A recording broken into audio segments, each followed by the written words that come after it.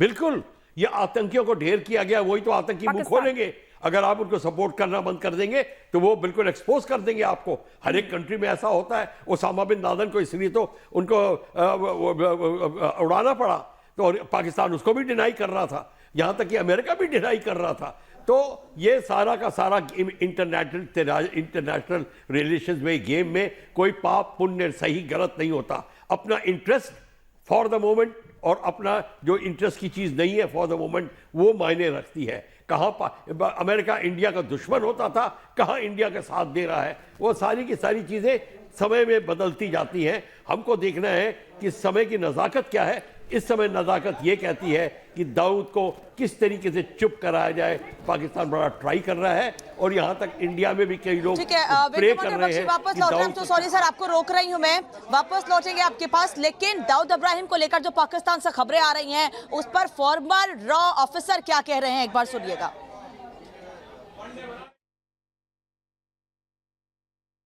के साथ बातचीत करने के लिए रॉ के एक्स ऑफिसर एनके सूद है, उनसे बातचीत करते हैं।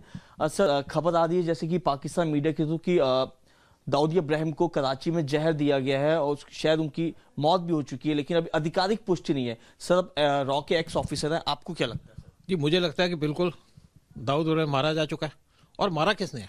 मारा है पाकिस्तान की ISA ने, क्योंकि इंडिया कभी उसको मारना नहीं चाहता। बहुत पहले की बात है 2005 में कि इंडिया उसको मारना चाह रहा था, फिर अब वो पाकिस्तान की लाइबिलिटी बना हुआ था और पाकिस्तान के ISA ने उसको एलिमिनेट कर दिया।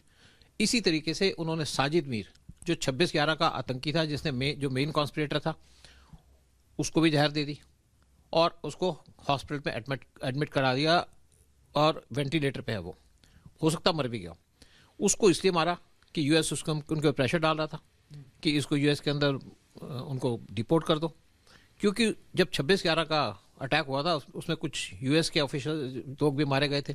तो इसीलिए US बहुत ज़्यादा सीरियस था इसके ऊपर। और अब ये जो दाऊद को मारा, क्योंकि दाऊद इनके लिए ख़त्म हो चुका था। मेरे हिसाब से दाऊद की वैल्यू पाकिस्तान के लिए ख़त्म हो चुकी थी, एक लायबिलिटी बना हुआ था पाकिस्तान के लिए, और इंडिया के लिए कोई खतरा नहीं था दाऊद, क्योंकि इसको इन्होंने पहले रिप्लेस कर दिया। एक हाजी सलीम, वो इसको रिप्लेस कर चुका है। और हाजी सलीम वो आदमी है जो इंडिया के अंदर बार बार ड्रग्स भेजता है। अभी कोची में इसने 2500 किलो के ड्रग भेजे थे जो पकड़ लिए गए थे।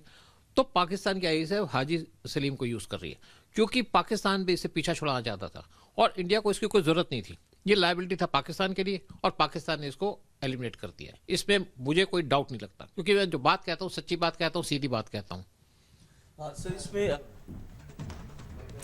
तो ये पूर्व रॉ ऑफिसर को सुन रहे थे आप। तो आपको बता दें कि दाऊद इब्राहिम की किसी भी वक्त मौत हो सकती है। आपको बता दें ये दावा किया जा रहा है कि दाऊद इब्राहिम को जहर दिया गया है, लेकिन उसकी मौत इतनी आसानी से नहीं हो सकती। उसने कई बेगुनाहों की जान ली है। क्या क्या गुनाह उसने किए हैं दिखाते हैं आपको इस रिपोर्ट के जरिए।